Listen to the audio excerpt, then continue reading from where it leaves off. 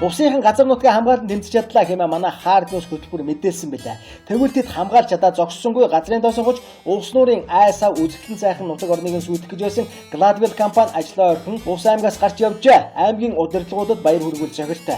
Саад бэрхшээл баггүй байсны дотор хамгийн хажиралтай нь Монгол улсын ашиг дамалтмал газрын тосны газрынхан орон нутгийн иргэдийг басамжлан та нар засгийн газрын шийдвэрийг эсэргүүцэх субъект биш ээ хэмээс хариу өгч өжээ.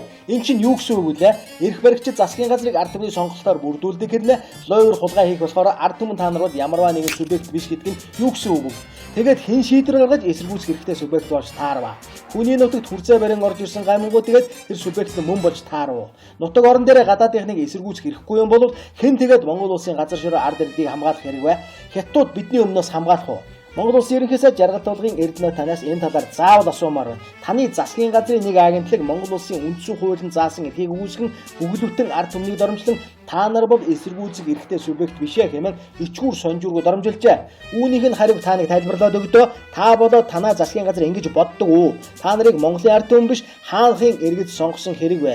Эх орон газар шорооныхоо төлөө Монголын иргэд биш хэн тэгээд тэмцэх эрхтэй субъект бол таарах вэ? Үүнийг бүр нэг л хатуутаагаар тайлбарлахыг шаардаж байна. Гадны доншуурчид хууль зөрчигчдийн толгой гэлж хамтран хууль зөрчих мөртлөө үндсэн хуулинд заагдсан эрхээ эдэлсэн уугуул иргэдийг ингэж басамжилдаг тэр дарганцар хаанхын ямар улсын иргэн бэ? Тэр дарганцар хэний эрх ашигыг хамгаалдаг хаанхын ямар хуулийн захирагддаг хүн бэ? Хэн түүнийг томилсон бэ? Үүнийг тайлбарлаж өгөхийг танаас шаардаж байна. Жич тэрхүү өмгөөлүүлэн хаацайлуулж байгаа Gladwell компани нь Монгол улсын болон олон улсын 10 хуулийн 30 орчим заалтыг зөрчсөн байсан юм билээ. Үүнтэй холбоотойгоор танаа засгийн газрын агентлагууд дандаа ингэж хууль зөрчигчдийн тал зогсдог уу? Энэ нь авилга авсан гэж бодогдохгүй байна уу гэсэн асуултыг бас давхар асууя.